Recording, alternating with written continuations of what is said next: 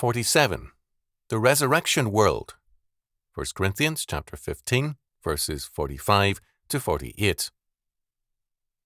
And so it is written, the first man Adam was made a living soul. The last Adam was made a quickening spirit. Howbeit, that was not first which is spiritual, but that which is natural, and afterward that which is spiritual. The first man is of the earth, earthy. The second man is a Lord from heaven.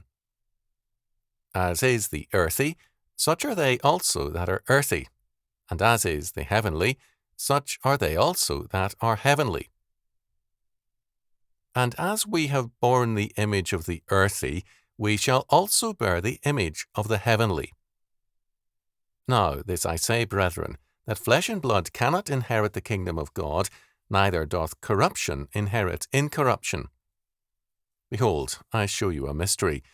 We shall not all sleep, but we shall all be changed. In a moment, in the twinkling of an eye, at the last trump, for the trumpet shall sound, and the dead shall be raised incorruptible, and we shall be changed. For this corruptible must put on incorruption, and this mortal must put on immortality. So when this corruptible shall have put on incorruption, and this mortal shall have put on immortality, then shall be brought to pass the saying that is written, Death is swallowed up in victory. O death, where is thy sting? O grave, where is thy victory? The sting of death is sin, and the strength of sin is the law. But thanks be to God, which giveth us the victory through our Lord Jesus Christ. Therefore, my beloved brethren, be ye steadfast, unmovable, always abounding in the work of the Lord, forasmuch as ye know that your labour is not in vain in the Lord. To understand both ourselves and our history, Paul tells us, we must begin with Adam first of all, because the world was created and history began with Adam. From the perspective of the triune God, the Creator, the focal point of all history is neither Rome, nor the United States, nor China with its hundreds of millions, but Jesus Christ.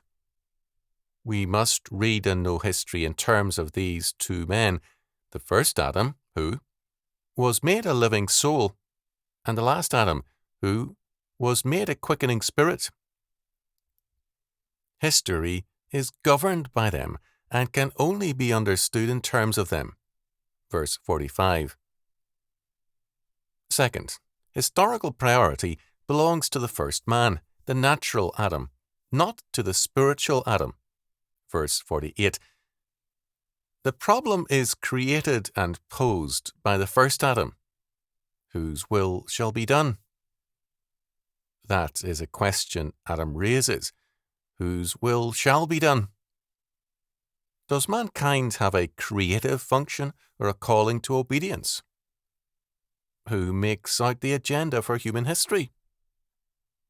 The first Adam held that human destiny had to be man's creation, that man had to be his own God and king. The last Adam's response to this was, in each temptation, it is written. Matthew chapter 4, verse 4, and verse 7, and verse 10. That is, God's will must be done in all things. The first Adam had an oral command, but with the second Adam, we have an inscriptured law word. Third, there is a difference between these two Adams. The first man is of the earth, earthy. The second man is the Lord from heaven. Verse 47. The created order seeks priority in the first man, Adam. He responds at once to the tempter's claim that God's law word has as its purpose the limitation, not the fulfillment of man. God's law word is seen as a roadblock to man, not as a blessing, as a hindrance to self-realization rather than as the way of life. Genesis chapter 3, verses 5 following. Man's fall was his rebellion against God's law. But man very quickly recognized that life without law is impossible. So man created his own laws in order to further life. This was an act of arrogance and pretension. Man, via the state, can say, "Thou shalt not kill," but he is not the author of life, only God is. The state, by playing God, warps man's view of reality and creates a false view of virtue, that is, statism as a way of life. For the first man, the protection of life begins with the acceptance of the priority of man's will via the state or some other human agency. For the last man, Jesus Christ, the protection of life requires obedience to every word that proceeds out of the mouth of God. Fourth, we manifest our origins by our loyalties, verses 48 and 49. If we are members of the rebellion against God, our loyalties and our law will show it.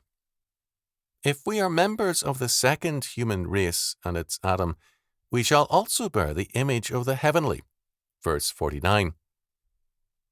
We are image bearers, either of the fallen Adam or the Adam from heaven, Jesus Christ. To be an image bearer means that we are not the originals. Our goal, then, is to be faithful copies of either fallen Adam or of the triumphant Jesus Christ. Because flesh and blood cannot inherit the kingdom of God, nor can corruption inherit incorruption, verse 50, there is a great division between the two human races of Adam the first and Adam the second. Paganism wants a natural immortality as the lot of all men. Paul tells us that we in Christ gain the miracle of the resurrection, eternal life in Christ. Paul tells us then that our eternal life is a mystery, not a natural fact. Those who are Christ's shall be changed instead of remaining in death, verse 51. At the, quote, last trump, end quote, the end of history. The dead shall be raised incorruptible, and we shall be changed, verse 52. The corruptible, that which belongs to the world of sin and death, puts on incorruption. Our mortality is replaced with immortality, verse 53. When this occurs, the prophetic hope is realized. Death is swallowed up in victory, verse 54. Not a natural fact, but an act of grace on the part of God.